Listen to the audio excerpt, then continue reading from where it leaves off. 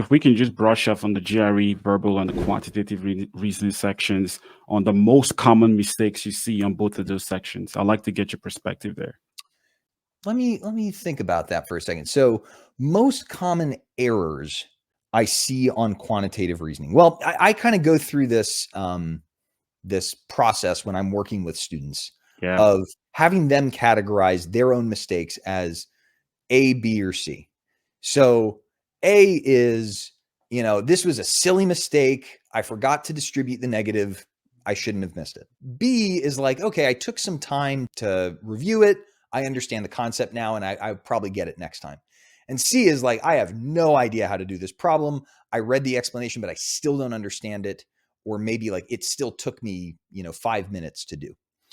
So I would say, to answer your question, like it really varies from student to student, but the C level questions, the ones that a lot of people tend to miss, fall into kind of the probability, combinatorics, higher level question types like that.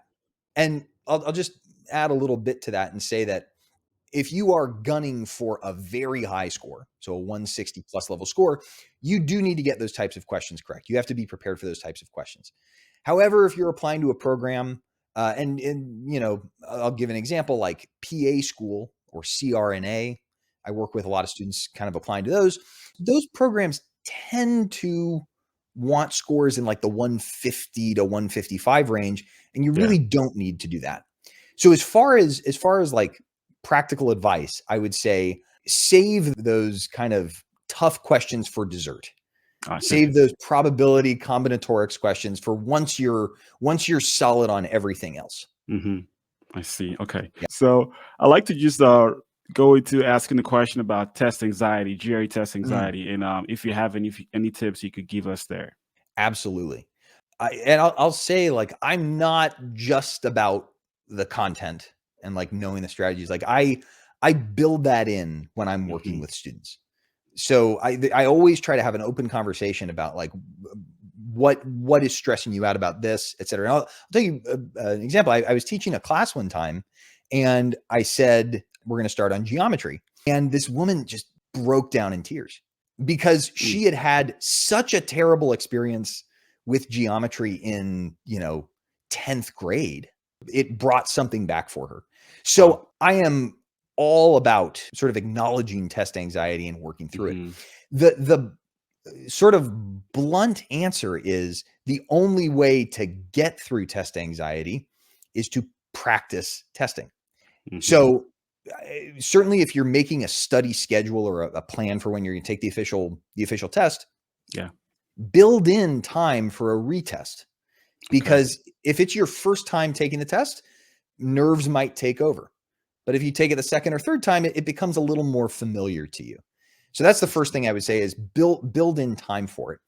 And then in your actual like practice, when you're studying, try to simulate the testing environment as much as you can. So if you plan to take the test at the center, and I can talk a little more about this if you want me to, but sure, go ahead. If you're planning to take the test at the center, I would practice studying in the library. Right? An environment that sort of approximates what you're going to see on test day. I see. Or maybe like when you take your practice test, you go to a WeWork or something for a day, just to get that experience. And then of course, if you know that you're going to test at home, practice testing at home.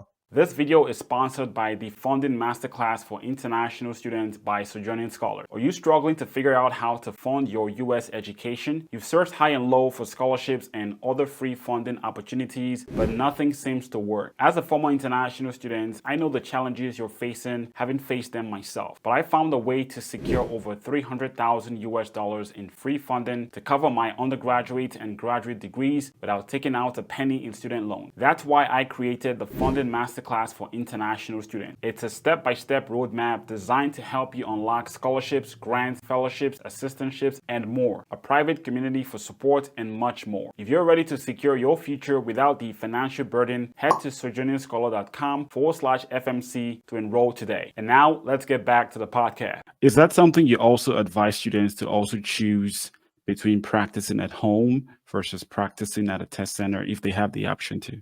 Yeah. So first off, this is a very personal sort of decision, right? Of Because course. people feel more comfortable in different environments. Some people don't feel comfortable testing at home and they need the testing center for that focus. Hmm. And then other people like don't want to deal with anyone else, so they stay at home. Here's what I'll say. My default recommendation is take it at the testing center. And Okay. the reason why is really a logistical one. If anything goes wrong at the testing center, it's not your fault. That's on them. And Hmm. I can't speak for ETS, but if something ridiculous happens, like the power goes out or, Lose internet. yeah, whatever, Yeah. I assume that they will offer you the option to retest for free. I Hmm. assume. I can't speak for them. However, if something happens at your house with your internet, sorry, like that's on you. Hmm. And then the other piece of it too is the proctors. So at the testing center, the proctors are literally professional. They're like professional proctors. This is what they do. This is their job. When you're testing at home, you're not getting the same proctors. You're usually getting someone, and it sounds like they're in like a call center because there's like a bunch of noise in the background. Oftentimes, they don't really know what test they're proctoring. They've just Hmm. opened it up. Sometimes they'll leave and you're sitting there saying like, hey, I'm ready to start the next, or I have a question about this. I've heard more horror stories about at-home testing than I have Yeah. at the center. But really it comes down to your comfort level.